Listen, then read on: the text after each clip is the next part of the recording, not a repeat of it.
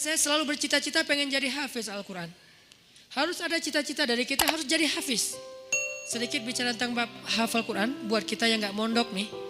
Kalau teman-teman pengen jadi hafiz, targetnya jangan setahun atau 6 bulan hafal. Itu jadi putus asa nanti. Memang motivasinya ada orang yang 3 bulan hafiz, 6 bulan hafiz, setahun hafiz. Tapi kan dia mondok, 24 jam menghafal Quran. Kita kan banyak kesibukan yang lain, yang lebih realistis. Berapa? 6 tahun hafiz. Gimana cara 6 tahun hafiz? Sekarang rata-rata usia kita berapa? Sebutlah rata-rata 20 tahun ya. Ada yang 22, ada yang 19, rata-rata 20 tahun. Ustadz segitu juga? Ya kurang lebih lah. Rata-rata 20 tahun. Berarti 26 tahun itu cepat banget. Ya udah deh, jangan terlalu 6 tahun, 10 tahun. Kalau kita mau menghafal Quran 10 tahun hafiz, berarti sehari kita cuma perlu menghafal 2 baris. Sehari 2 baris. Dibagi 5 waktu sholat. 2 baris itu alif lam mim dzalikal kitabul la raiba fihi hudal lil muttaqin alladzina yu'minuna bil ghaib. Segitu. Enggak sampai 1 ayat kan? Nah, cara ngafalnya subuh alif lam mim, udah beres. Susahnya di mana coba? Subuh teman alif, zuhur dzalikal kitabul la raiba fihi. Asar hudal lil muttaqin. Maghrib alladzina yu'minun. Isya bil ghaib. Selesai. 1 hari 2 baris. Tapi butuh istiqomah, butuh dawam, konsisten. Kalau sehari 2 baris, maka 10 tahun. 10 tahun itu gak lama loh. Saya tuh di Bandung udah 13 tahun, gak kerasa. Seolah-olah baru kemarin saya datang dari Kairo ke Bandung, sekarang udah 13 tahun, gak kerasa gitu aja. Tiba-tiba udah 13 tahun, berarti kalau saya ngafal sehari 2 baris, sekarang udah 3 tahun yang lalu udah selesai tuh. Berarti semua kita bisa jadi hafiz sebetulnya kalau udah lancar tahsinnya. Sehingga kita meninggal berstatus hafiz. Bukan untuk pamer ke orang, bukan untuk taruh di Instagram bio, hafiz Al-Quran.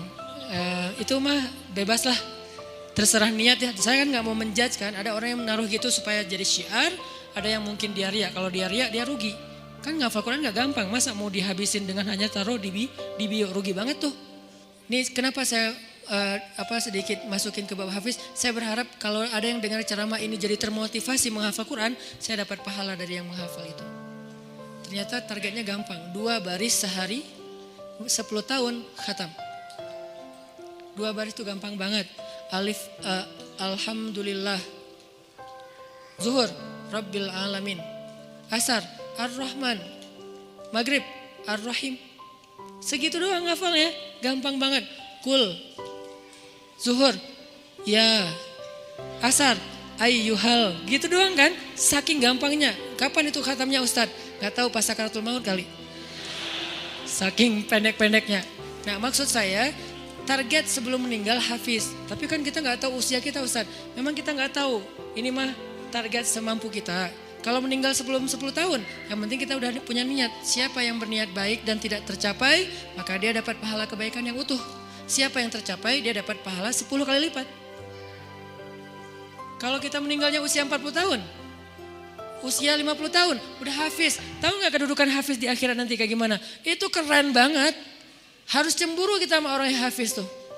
1, dijamin surga, kalau dia ikhlas, dijamin surga. Kita tuh bukan golongan sahabat. Saya kemarin pas datang ke kuburan Uhud ya, namanya Jannatu Uhud, surga Uhud. Kenapa? Karena di situ dimakamin 10.000 ahli surga.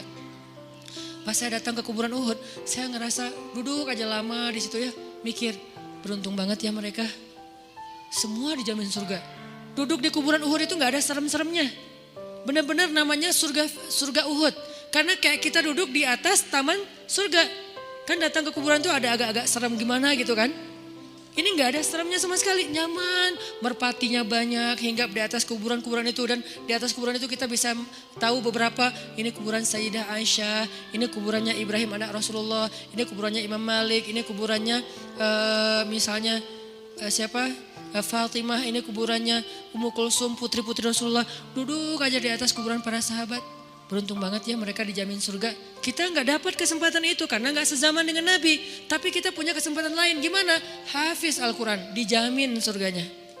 Dengan syarat ikhlas dan tidak berbuat dosa besar. Dijamin surga.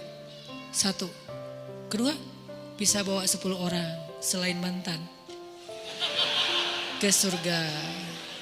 Kasihan juga ya mantan ini ya. Makanya jangan jadi mantan.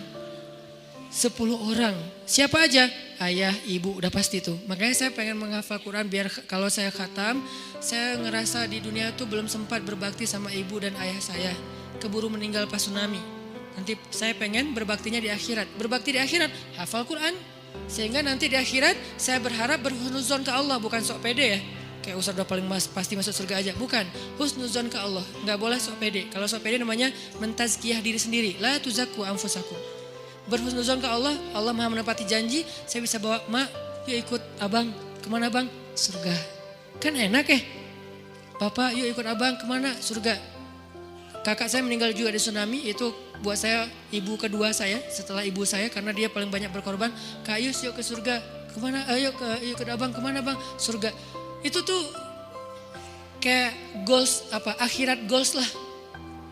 Kalau kita punya life goals, ini adalah akhirat goals. Buat siapa lagi? Istri. Buat siapa lagi? Anak. Kalau semuanya hafizoh, ya berarti lebih banyak lagi yang bisa kita bawa. Itu tuh keren banget.